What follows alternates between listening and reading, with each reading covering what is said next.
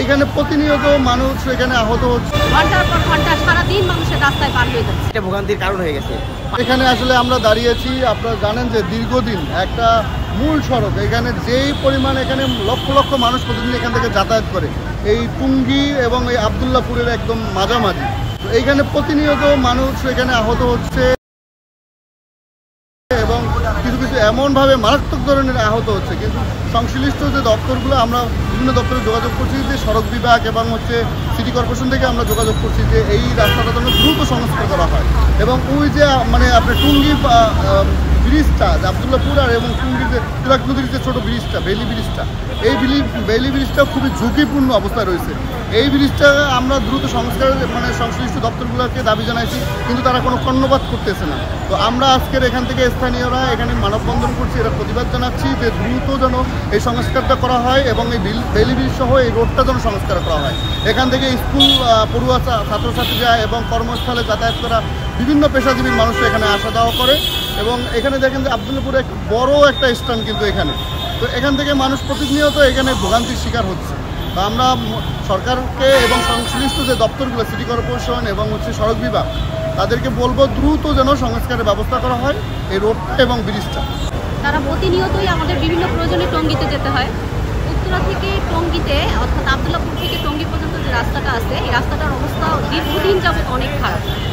এই রাস্তাটা পুনর্নির্মাণ বা সংস্কার করার জন্য আমরা আগেও অনেক চেষ্টা করেছি, কিন্তু আসলে সেভাবে আমরা সাধারণ মানুষ আগেও কয়েকবার মানববন্ধন করেছি, টঙ্গিতে ব্যবসায়ীরা মানববন্ধন করেছে, কিন্তু রাস্তাটার কোনো উন্নয়ন হচ্ছে না। প্রতিদিন আমাদের এই আবদুল্লাপুর থেকে গাজীপুরে, ঢাকা, ময়মনসিংহ এই মহাসড়কে প্রতিদিন দুর্ঘটনা ঘটছে। বৃষ্টি হলে পানি জমে যাচ্ছে। প্রতিদিন স্কুলগামী কলেজের যে ছেলেমেয়েরা, তারা বিভিন্ন দুর্ঘটনায় পড়ছে। মানুষের সময় অপচয় হচ্ছে, ঘন্টার পর ঘন্টা সারাদিন মানুষের রাস্তায় পার হয়ে যাচ্ছে।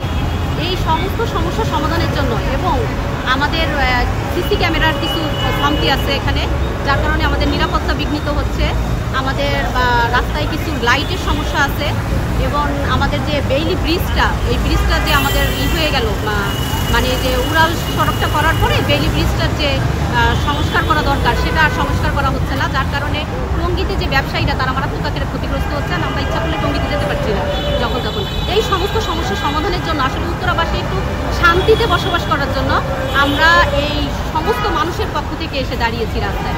এগুলোর সমাধানের জন্য এই যে যখন হবে, কিছু মানুষ যাবে, কিছু মানুষ চলে যাবে, তারপরে আমরা সচেতন হব, তারপরে আমরা রাস্তায় নামবো, তারপরে প্রশাসন কিছু করবে, এটা না।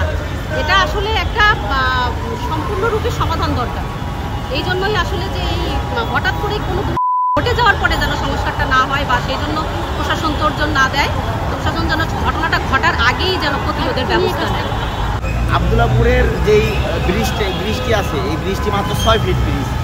এই ব্রিজের জন্য, যাতায়াতের জন্য, জনগণের বাজার সদাই করার জন্য, টুঙ্গি বাজারে কেন্দ্রিক যারা বাজার সদাই করে, তাদের একটা ভোগান্তির কারণ হয়ে গেছে। পাশাপাশি আপনি এই ব্রিজের টুঙ্গি বাজার পর্যন্ত এবং উত্তরা হাউস বিল্ডিং পর্যন্ত 1 থেকে 1.5 কিলোমিটার দুই পাশের রাস্তায় একেবারে বাজেহাল অবস্থা এবং 1 থেকে 1.5 ফিটের বেশি পানি জমে।